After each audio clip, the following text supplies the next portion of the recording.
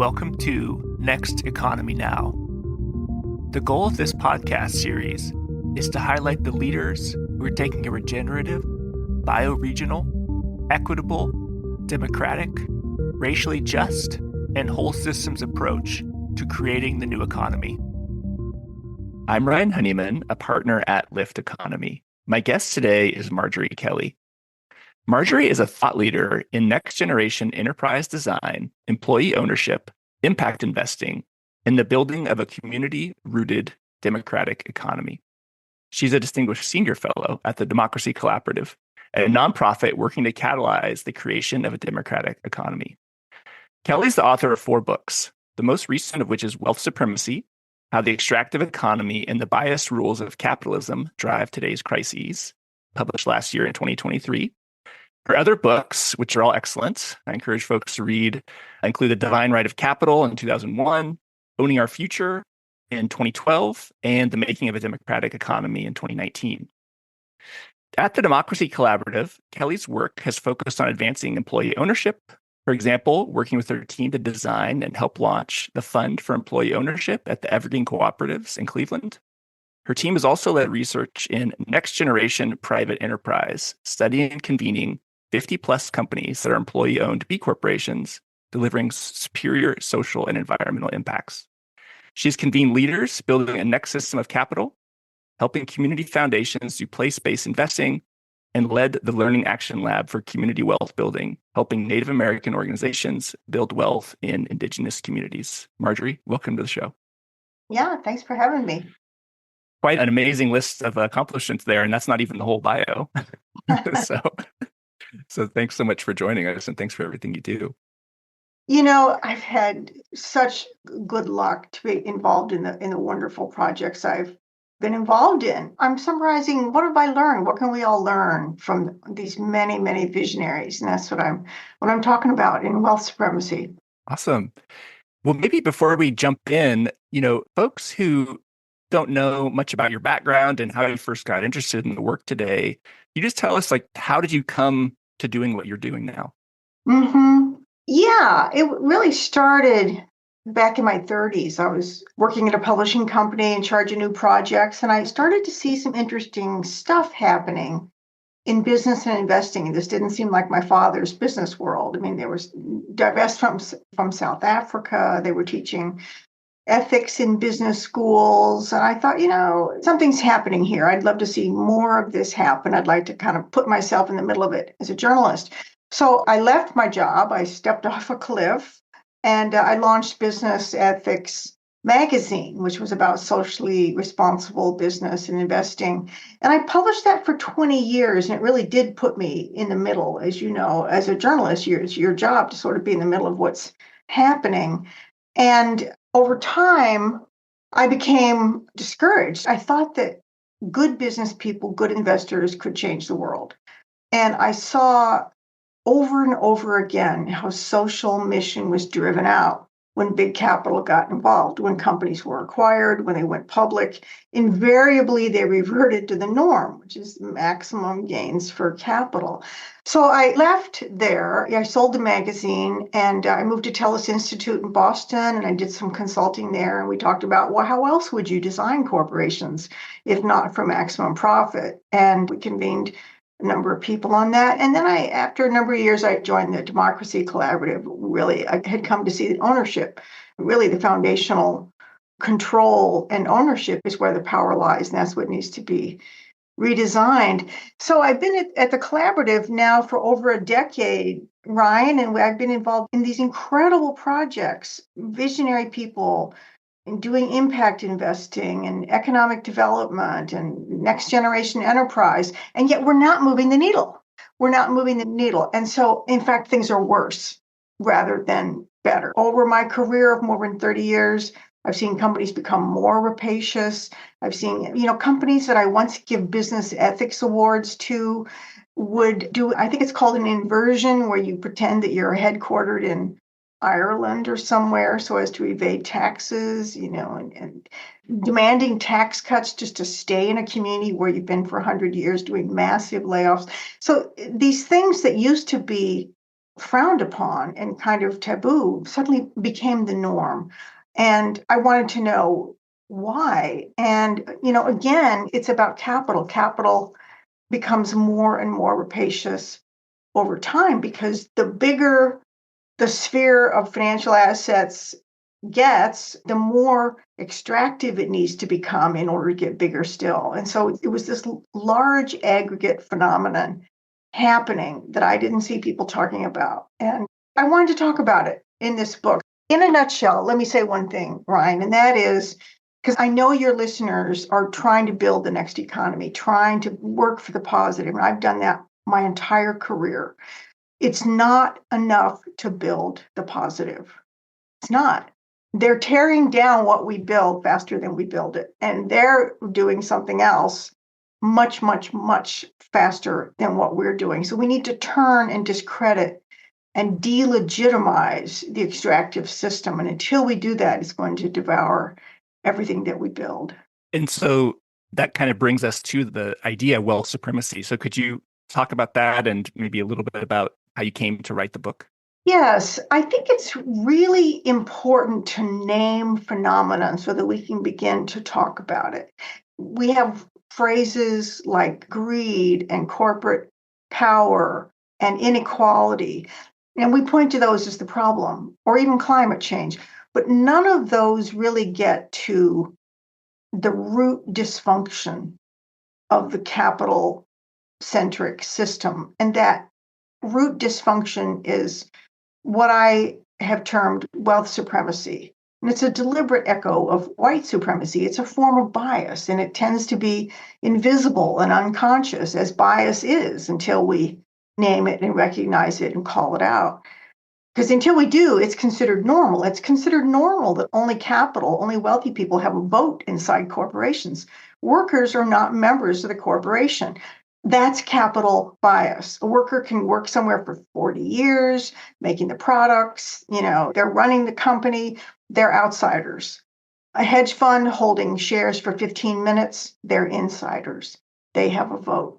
This is one example of what I call capital bias. This is how it's integrated in the daily workings of the system. And wealth supremacy is this root cultural norm that wealthy people are more important than the rest of us. They're protecting their assets, growing their assets, a rising stock market, the ability to influence politics and philanthropy, all of that.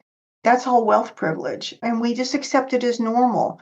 And what I'm saying by naming it wealth supremacy is I'm saying, no, it's a form of bias and it's not legitimate. I'm really glad you're pointing this out. I organized a panel at SOCAP conference, Social Capital Markets for folks who don't know, in 2019 with a couple folks, Kate Poole and Tiffany Brown from Cordata Capital and Nwamaka Agbo who's now at the Katali Foundation. And the session was on why market rate returns are perpetuating white supremacy.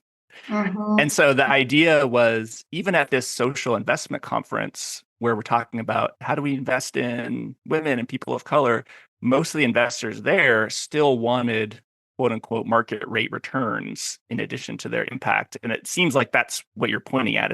Could you speak to that, like that return bias? Yeah. That's a good one, Ryan. That's a good example of capital bias, of wealth supremacy, because market rate returns means preserve the status quo, act like everybody else, don't get out of line.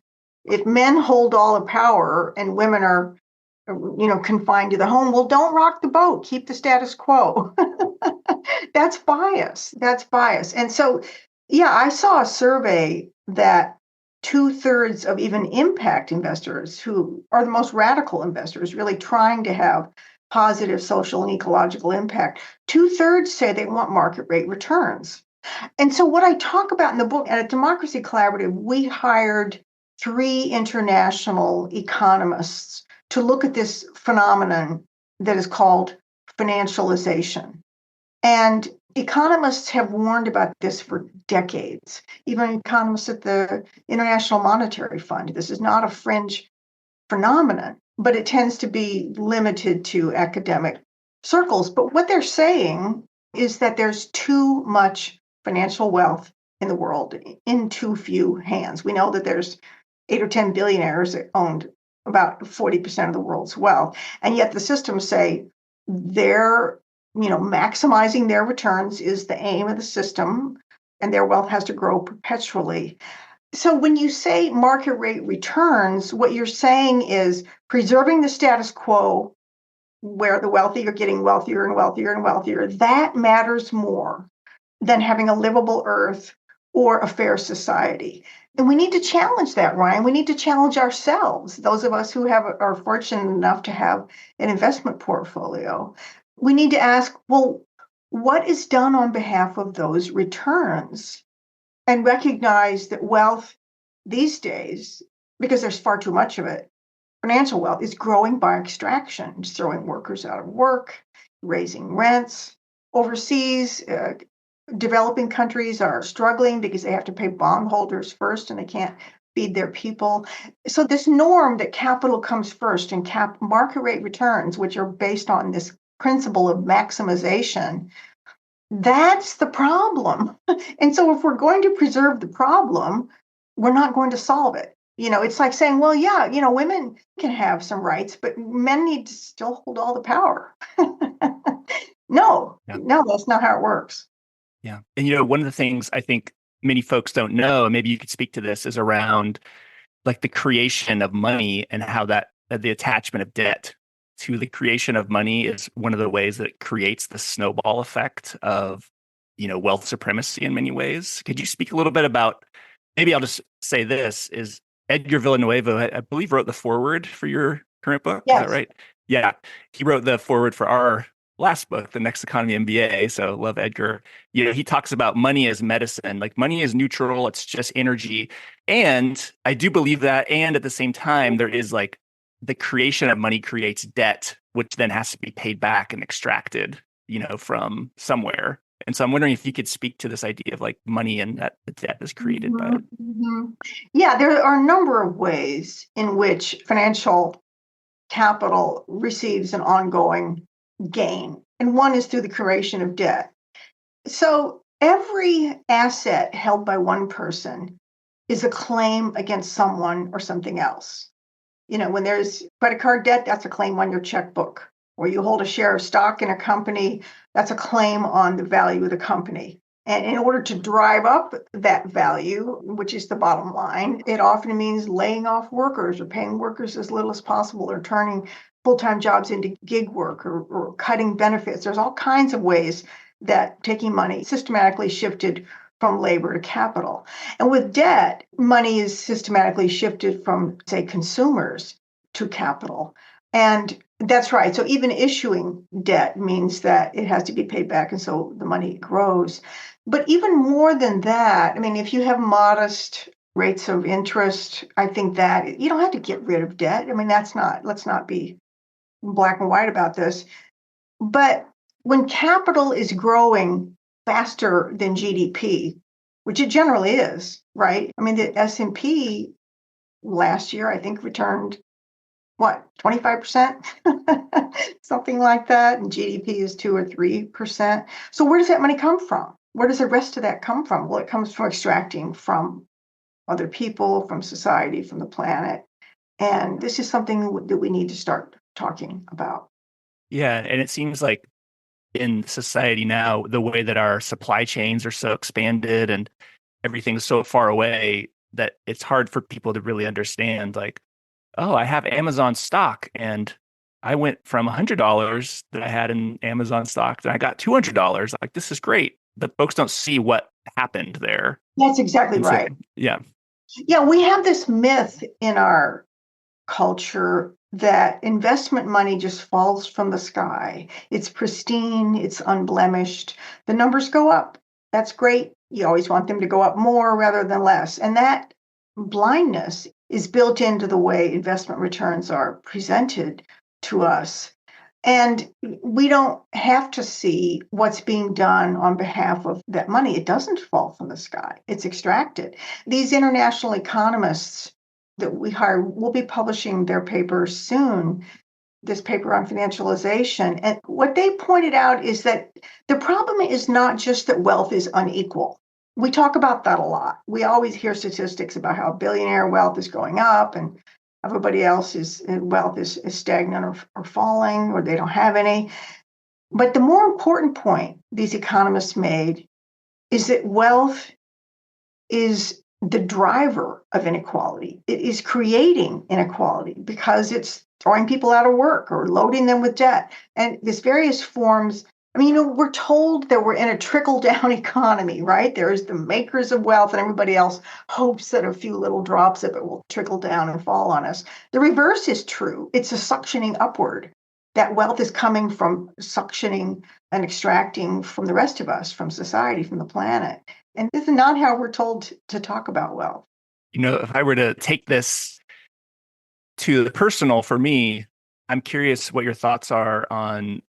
So for me, when I think about money and wealth, even being in a next economy mindset, there's part of me that thinks I need just a little bit more in order to feel more safe. And so can you talk about I feel that there's these concepts of money that are also representative of some sort of psychological safety or some sort of addressing some sort of trauma. And I'm wondering, can we even get to the place of identifying money in these systems without addressing some of that psychological safety and trauma underneath?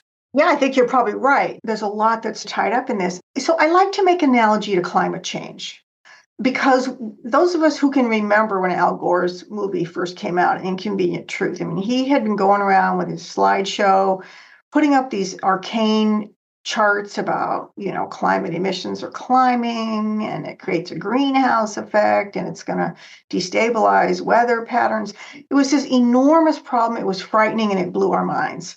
And initially, people were saying, well, what's the alternative? We're going to freeze in the dark, right? If we can't drive our cars and we can't heat our homes, we're going to freeze in the dark. Well, no, because we recognized the scale of the problem, the emergency that we are up against. Millions of people around the world have been working on solutions, and we're finding, I purchased community solar. So my home electricity comes from community solar. So we're finding solutions. No, we're not going to freeze in the dark. We're going to find our way forward. It's the same with this. I mean, it becomes frightening and you think, well, nobody can have any wealth. And oh my God, that's terrible. No, I mean, we all deserve to have some assets. We all deserve to have financial security. And in fact, if those 10 billionaires didn't have half the money, there'd be more to go around for the rest of us. There would be more stability, there would be more safety, there would be more security. We could send our kids to college, we could buy a home. If you didn't have some wealthy people investing in homes as assets, they're driving up the prices of homes. Private equity's out there now buying homes and bundling them for mortgages and driving up rents and keeping the rest of us from being able to buy homes. And so if wealth were not concentrated in such few hands, it could be spread more evenly and there would be more security.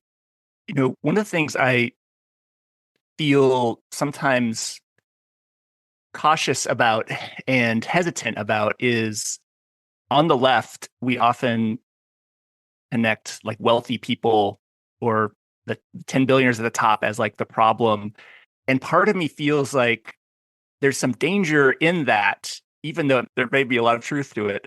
For me, there's a danger in us sort of I'm not saying you're doing this, but I'm just speaking to some of the potential dehumanization of these other just wealthy fat cats who are sort of running everything. And I'm I just worry about the disconnection from the humanity of these are just good people also who are struggling to do their things. They're just ending up harming a lot of people in what they do, but they're not necessarily evil or something. So I just, yeah. So my immediate response, first of all, is something that they say in Buddhism, which there are traps and snares everywhere. So when we try to walk into understanding this problem, we have fears, we have misunderstandings, we're looking for scapegoats and people to blame. And so I think what I'm trying to suggest in the book is just seeing clearly, I don't blame individuals. It's a system problem. It can't be solved by individuals alone. It's not caused by individuals alone. In fact, I have a whole chapter where I talk about this, that if tomorrow aliens abducted all of the fat cats, all the billionaires, all the CEOs of major corporations, all the hedge fund executives, if all of them were abducted by aliens tomorrow, it wouldn't change a thing because new people would step in, the rules of the game would remain the same, and everything would go on. It would not change one thing. So, no, this is not about a few bad guys. I mean, I think that's a human impulse. We want to find someone to blame. We want to find the bad guy. This is not about bad guys. And I think we learned this in tackling white supremacy, right? Of course, there are some people who show up as the bad guys and who are being more racist than everybody else. But white supremacy dwells in all of us, particularly in white people.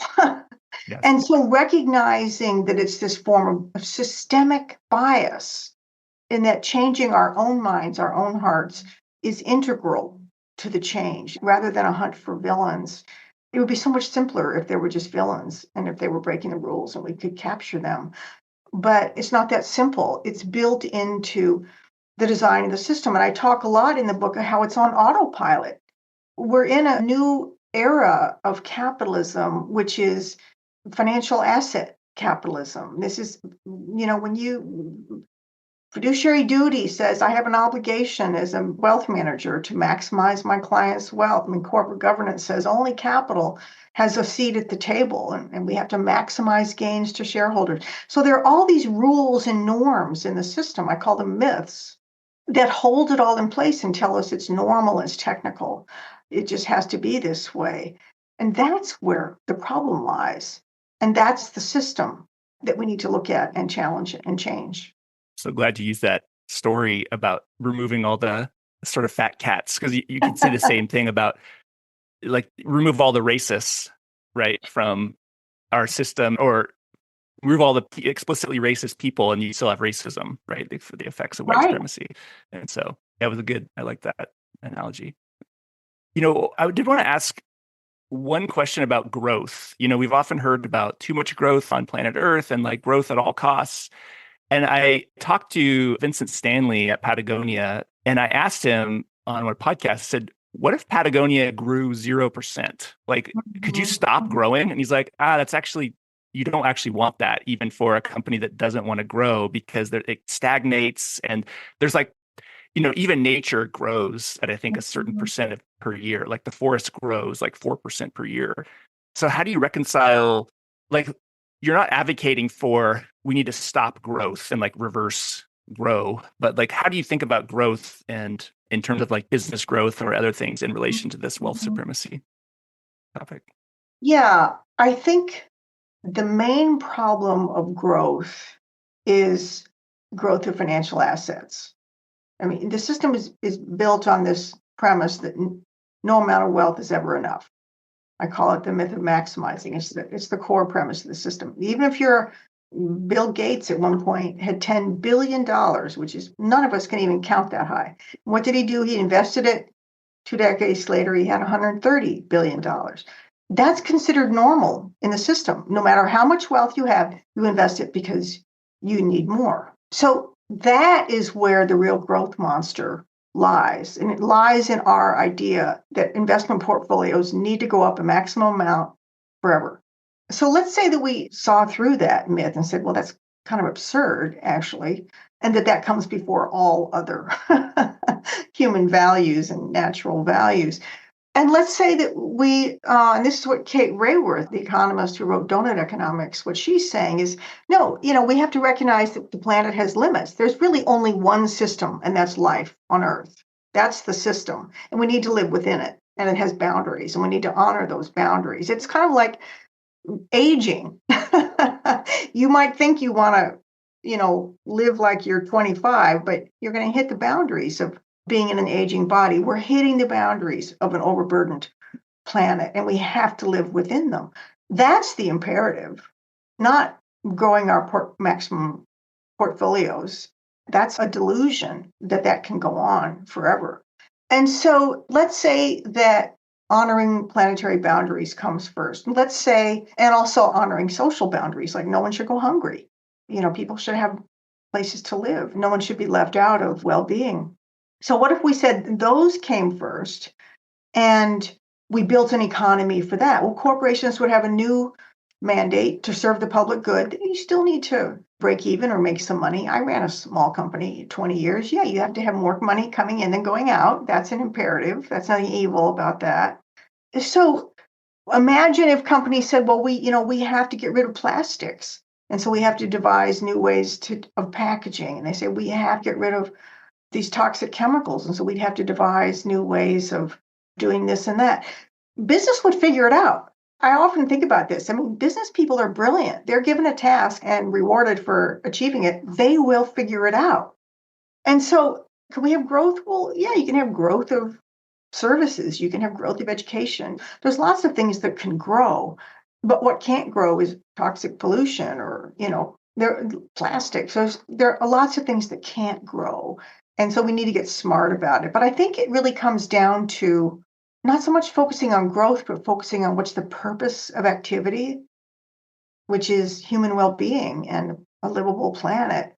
And once we set that as the purpose, other things like growth, I think, will find their new level. A lot of folks have reached out to us and maybe even to you because of this book or other books around, well, what should I do with my retirement account? Or like, what should I do? My mom still texts me like, have you seen I don't have any money in Wall Street investments because of not really believing that it's a good system. But my mom's like, so there's this feeling, there's also a narrative of like, you need to be saving for retirement based on this model of the stock market grows every year. If you're smart, you put away X amount of money and then you'll have X amount more money when you retire. And so I'm curious, what advice do you give to folks for thinking about retirement? Yeah. Well, many of us, first of all, it's fine to have some assets and it's fine to want to see those invested and grow to some extent. I'm fortunate to have just a little bit of retirement savings, and I have some of it in Wall Street. I wish I didn't. I also drive a car with an internal combustion engine. I wish I didn't. I'm not there yet. I'm not going to throw out a perfectly good car and buy an EV. So, I have a furnace in the basement. I wish I had like some other form of heating. I'm doing what I can, but we're not all there yet. It's a collective issue. So the first thing I think to do, recognize the limitations of where you are. We all have to remain in reality, right? So for example, we have a 403B plan at our nonprofit, and you only have certain selections. We chose socially responsible mutual funds, and so we can move our funds between them. But most of even the responsible funds are invested in Wall Street. But that's what's available to me, and so that's what I that's what I work with. If I have some things outside of the 403B, I try to do impact investments to the extent that I can. I have some invested in Equal Exchange, worker-owned co-op. There's a local CDFI, Blue Hub, community development financial institution. Every community has one. You can buy an investment note at your local CDFI, and they will put that money to good use. You can go to good banks, like Amalgamated Bank, which is a union-founded bank, and they work with workers. They're very much supported by unions. They have certificates of deposit right now. They're paying 5%. So, yeah, there are choices out there. You have to go on a journey. They're not quite as easy as clicking and investing in IBM, but there are choices out there, and we can find advisors who can help us sort our way through these. And to the extent that we can do positive impact investments. Two things. One, it's somewhat relieving to know you have some Wall Street investments. I'm like, okay, Marjorie's normal too. That's right.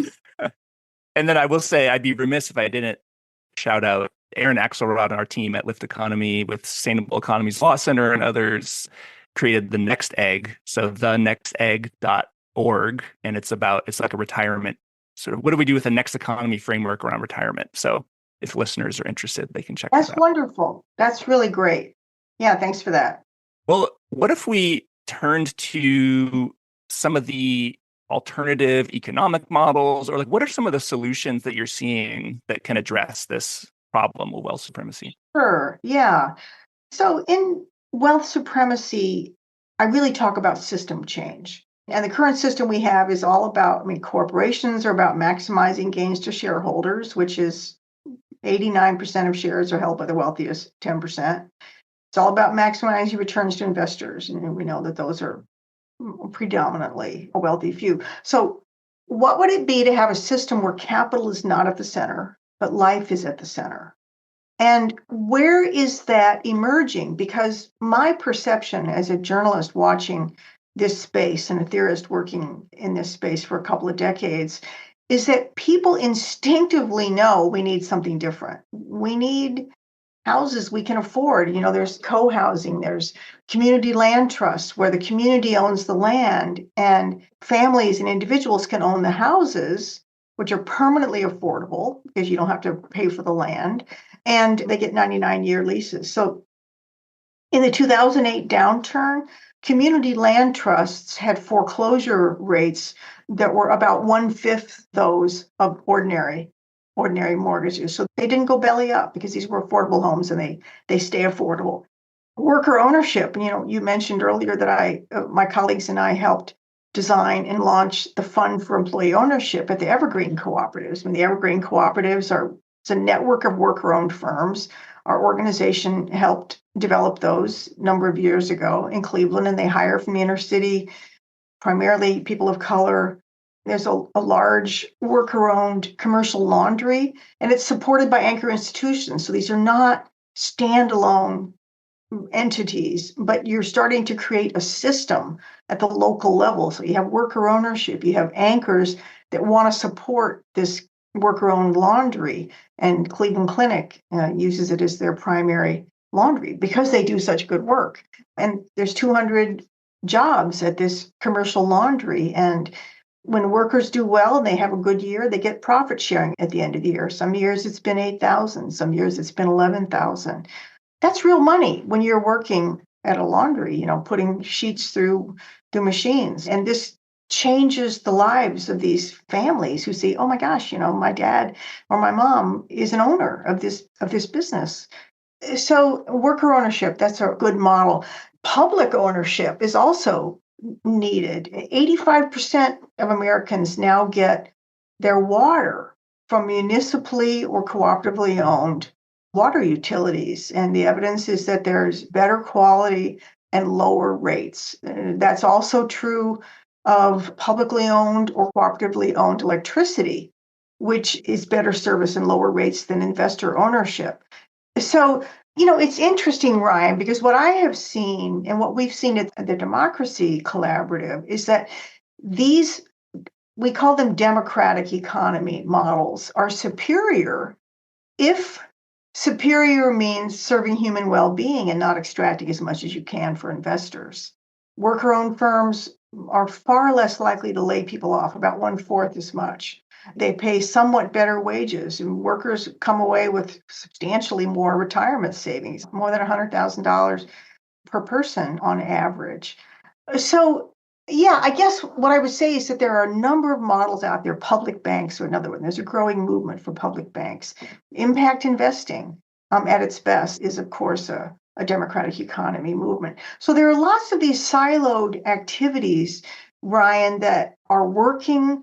They're superior in their impacts, and you put them together and they start to add up to a system. They start to look like a next system that is centered on life and not on capital. You mentioned in your bio around working with certified B corporations who are employee owned, and I'm pretty involved in the B Corp movement. I'm curious, what were some of the results, or what did you find in that research you did? That was really fascinating, Ryan, because no one had ever come up with a complete list of employee-owned B Corps. I don't know if our list was complete, but it was as complete as we could make it. And we found more than 50 of these firms. And we put together research on their social impact and their ecological impact. And when we looked at their B scores, for example, and we compared worker-owned B Corps to regular B Corps and then to regular firms. And it was something like 8 out of 10 of these worker-owned B Corps had been declared best for the world in a couple of different years. And so they were head and shoulders above even B Corps, which are themselves head and shoulders above ordinary businesses in terms of social impact. And so a company that has a purpose of serving the public good, serving many stakeholders, and it has broad-based ownership, rooted in the company itself, that is a next generation enterprise. That is showing what companies could be in a democratic economy. And I think it's important, Ryan, that there's not just one design element, right? In my book, Owning Our Future, I talk about the 5 design elements of ownership design. I mean, there's purpose, there's governance, there's ownership, there's networks, and there's capital. How do you get capital into these things? What are the networks that support them? Like B Corps are a network, cooperatives are a network. And so, the more design elements you have supporting social mission, the more effective a company you're going to have. And so these employee-owned B Corps were a dramatic demonstration of that premise. So Marjorie, what are you most excited about these days? Like what's really getting you up out of bed in the morning? Yeah, well, so what I'm excited about, I mean, we're at the Democracy Collaborative, we're exploring what comes out of this book. Where do we take this work? And we're looking at what we call a next system of capital. A lot of people are working on ownership, and we need a great ownership transition. And this is something that I've worked on, others have worked on at Democracy Collaborative, and that's clearly needed. But we also need a next system of capital. Capital is not going to go away, and it shouldn't. And so, is it possible that you could have an entire system, modern, sophisticated financial system, where serving life is at the center rather than just maximizing your own private wealth? Well, yeah, I think it is possible. We did a convening about a year ago. We brought together 15 experts and we looked at a variety of pathways to a next system of capital. Debt forgiveness is one. There's some very exciting work in debt forgiveness. Impact investing and local investing is another. And, we need a new system of banking, a new kind of Federal Reserve, the People's Fed, as Robert Hockett from Cornell has envisioned. So we were looking at what have divisionaries devised that can take us in a pathway to a next system of capital. So we're looking at how to step into that work and take that forward. So that's what I'm excited about. I think, and here's how I think about it, Ryan. You talked about how we don't want to demonize wealthy people. We absolutely do not, because I think wealthy people are vitally needed in this work of transformation. Investors are needed, executives are needed, wealthy persons of inheritance are needed. Some of the most radical and effective people in working for transformation are persons of wealth. I feel very fortunate to know a number of these. And so this is true of capital also. Capital is not inherently evil. We need to have it. In fact, right now, financial assets are 5 times GDP. They used to be equal to GDP back in the 1950s when I was a kid. And now they're 5 times GDP. This is a force 5 times larger than all of the economic activity in the real economy. We need that force on our side. We know that labor has been systematically disempowered. Companies fight labor unions. They get rid of full-time jobs. They send jobs overseas. They turn jobs into gig work. So labor has been systematically disempowered. Labor has always been the force for progressive change in politics, and it's been diminished. We need capital on our side. And so what does that look like? How do you do that? And this is some exciting work that I want to be digging into. Yeah, I was like, what's the answer, Marjorie? How do you do it?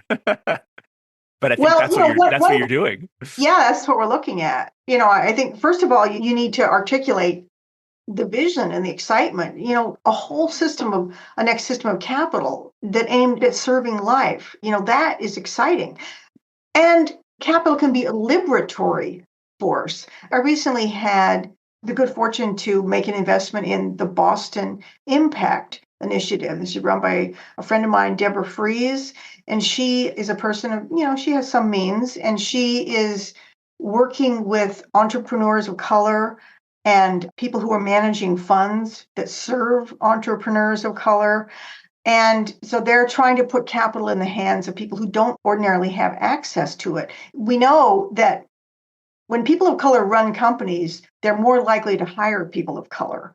And they're also building their own wealth for themselves, for their families, and that's going to benefit their children. So you're creating wealth where it should be, where it's needed. And as an investor, to be able to support that, I was just thrilled. It's a new thing that she has a note that you can invest in.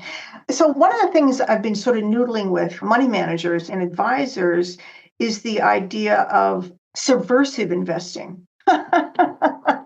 What if we were investing to subvert the dominant paradigm? What'd that look like?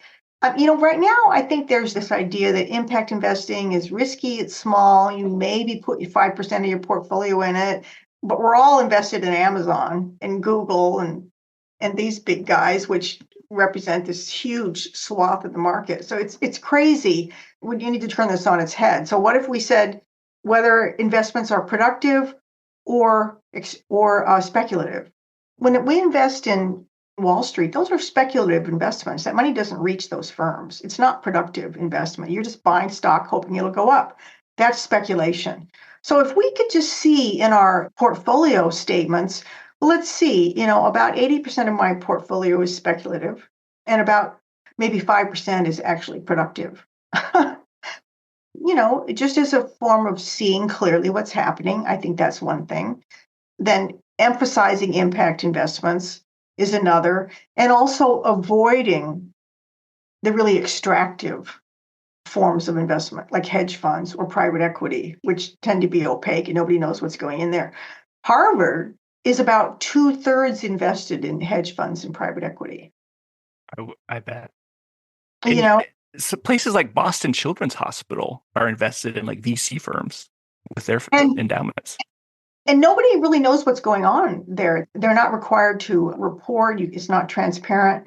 So what if we encouraged our institutional investors to get out of those investments, or at the very least to engage and insist, as some people are, there's a movement to do this, to insist that private equity, if it's going to hold fossil fuel firms, it needs to have a plan to wind down production. So starting to use our investments as a way to build a next system. Yeah, it's almost, I'm imagining some sort of ecosystem play, maybe another version of the, Cleveland model or something, but it's like in the financial world potentially. We're just starting. So stay tuned. Fair enough. Well, in the last couple of questions here, what do you need right now, and how can listeners help you grow the next economy? Mm-hmm. Well, I encourage people to read the book, read Wealth Supremacy. We're talking for an hour, Ryan, and it's very informal, but a book I think really helps people walk more deeply into these ideas, which might seem frightening or confusing or exciting. But a book is a very organized way to step into some very exciting territory. So I encourage people, and I make $1 a book, Ryan. So this is my get rich quick scheme.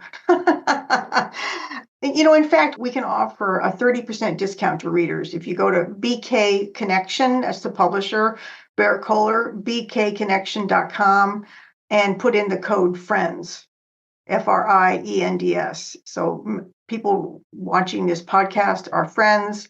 Get 30% off if you're interested in the book. That's one thing. I'm a great believer in the power of books. And I think the second thing is let's talk to each other. It's very easy to think that the most important thing is positive action. We need to go out and take positive action. I would argue that first, changing our minds is where we begin. How did Black Lives Matter get started? How did feminism get started? And we come together, we talk to each other, we have shared concepts, we have our shared aha moments. It's those collective aha moments where change really begins. Once you see that climate change is real, then you do what you can to be part of the solution and not part of the problem. And so seeing is where we need to begin. We need to read, talk to each other, and become educated, because there are a lot of myths in the system that we're in, and we need to open up our own minds, I think, to begin and not be too intimidated by it all. We don't need to run out tomorrow and solve it. Let's just talk to each other first. That's where I would encourage people to start. I love that, because I feel like sometimes the problems seem so vast that it's either, maybe I'm under my bed in the fetal position, or frantically running around and yelling at people to do something, neither of which are particularly effective. No, I think that's right. I mean, we have to be patient with ourselves because the change that's needed is big. It's a civilizational shift. So I would say a couple of things. One is that we do not need to create the conditions for the demise of this system. It's doing that itself. It is not a sustainable system. And what cannot be sustained will not be sustained. So who knows what shape that's going to be, collapse. I kind of doubt that. Maybe more like a, series of little crises. So the system is rickety and unsustainable. And I think also the democratic economy is emerging all around us. It's farther along than most people realize. It's workable. It's feasible. It's superior, as I said, if our goal is well-being and not maximum extraction. So I think as we develop and support this emerging economy, it can be there, that we will find pathways that will open up as we move ahead. I wouldn't say exactly that I'm optimistic, but I would say that I'm hopeful. I like that. I like the distinction. Well, Marjorie, thank you so much. Where can folks learn more about your work? Website, social media, other Sure. things you want to shout out? Yeah, wealthsupremacy.org has other writings of mine. You can read a summary of the book there. That's a great place to start. Awesome. I love it. Well, thank you so much for joining. I should get you on more than once every 7 years, so I'll have to get you back. But it's been a pleasure, and thanks so much. Thanks so much, Ryan. This was fun. Next Economy Now is a production of Lift Economy. To listen to all of our episodes, go to lifteconomy.com/podcast. That's LIFT economy.com/podcast. You can also sign up for our monthly newsletter at lifteconomy.com/newsletter. Please also rate and review our podcast on iTunes, Spotify, Stitcher, or wherever you get your podcasts. Thanks for listening. Thanks for tuning in to today's episode. Before you go, we wanted to let you know that our spring cohort of the Next Economy MBA begins on March 26th. If you're an entrepreneur seeking to create a business that works for all life, a member of a team looking to transition your organization into one that is more regenerative and democratic, or someone who's considering a career or livelihood transition in embodiment with your values, we designed this course for you. Over this 9-month learning journey, you'll have the chance to learn practical skills around business and life design based on our work with over 250 social enterprises. In addition to live sessions, you can deepen your experience and practice with special sessions, affinity groups, and connections with over 500 alumni who have participated in the course. Interested in learning more? Visit lifteconomy.com/MBA to view our course curriculum and sign up for a free intro with one of our facilitators. If you're ready to sign up, you can use the code PODCASTMBA to save 10% on tuition. We hope you'll join us.